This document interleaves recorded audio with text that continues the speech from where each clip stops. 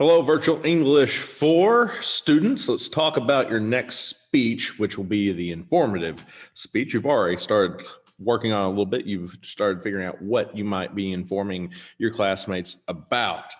The informative speech, as mentioned before, is just a speech about a person, place, thing, or event or idea. Basically, you're telling us about whatever you feel like for 3 to 7 minutes, as long as it's about a single topic and organized and not inappropriate. So you have kind of carte blanche, free range to select whatever you want for this particular speech. Now, here's how I'm going to be grading this particular speech. I'm going to be looking at organization and delivery. Yes, you're going to need, for the virtual students, you're going to need to record yourself again. This time it's a speech, so just kind of make sure that you can at least see like the top half of your body in a camera as you are talking about your speech. So here is the way I'm going to be grading it. One thing I'm going to be looking at is eye contact for delivery. You need to, you used your notes as cues, not crutches, which is added to your credibility and your involvement. Your eye contact was excellent in all areas of the room. You're not going to be able to have eye contact for all areas of the room, but basically all I'm looking for is that you're not reading your speech like this off of a piece of paper the entire time. And you can kind of tell that through the video. I also will be grading you on vocal rate, pitch, pauses, and volume. Your voice is loud enough to be heard easily. Your rate is a normal volume. Your pitch and pauses effectively enhance your message, so you don't spend huge chunks of your time of your speech just kind of silent. Vocal quality and articulation and pronunciation. Your voice was conversational, pleasant, and powerful, which helped engage your message. Your articulation and punctuation were clear. Nonverbal posture and gestures. So you look comfortable, you use your hands, and your facial expressions are natural and effective without distraction. So you're not doing this the whole time, or you're not doing this the whole time. Like, you actually have it makes sense while you're moving your hands. It's not distracting while you're moving your hands. Preparedness, composure, and polish. This is a big one. You appear well prepared, confident, and comfortable, which enhances your credibility. Your speech seems polished. So you practiced your speech before you presented it. You just didn't get up here and just start winging it all willy-nilly and whatnot. Because you can tell when people prepare for speeches and when people don't prepare for speeches, when they have a plan, when they don't have a plan. So basically, do you have a plan? All right, so that is the delivery of the speech. The other thing we're going to be looking at is the organization of the speech, the purpose, audience, topic, word choice. You clearly made your topic and purpose relevant and interesting to your specific audience. Used appropriate word choice and level of complexity. So basically, is it an appropriate speech that you're giving? Is it a good speech, a good topic that you're giving a speech over? And did you use the correct words to inform us about it? I will be looking at your introduction. Have you had a good attention getter and a clear preview of the purpose statement that led us smoothly into the speech?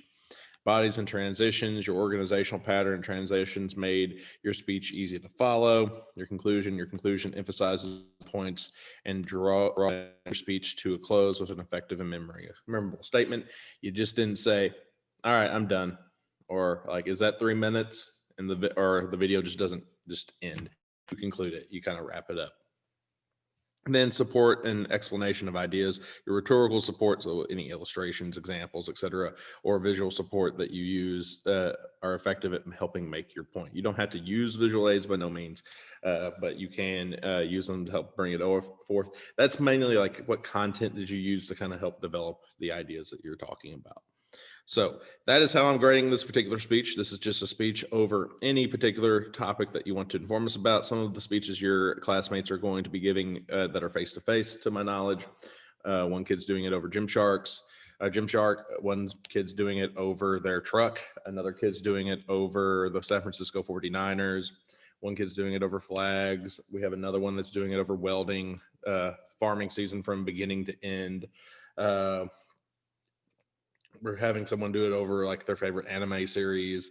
Another person that's doing it over how to duck hunt, or not how to duck hunt because that's a demonstrative speech, but duck hunting, what is involved in duck hunting, and all that. So it's pretty. You have a wide variety that you can choose from for this particular speech. You're just informing us something you already know a lot about and telling us about it. Here's a couple of things to keep in mind while you present the speech. So here are some couple goals and strategies that you might want to keep in mind.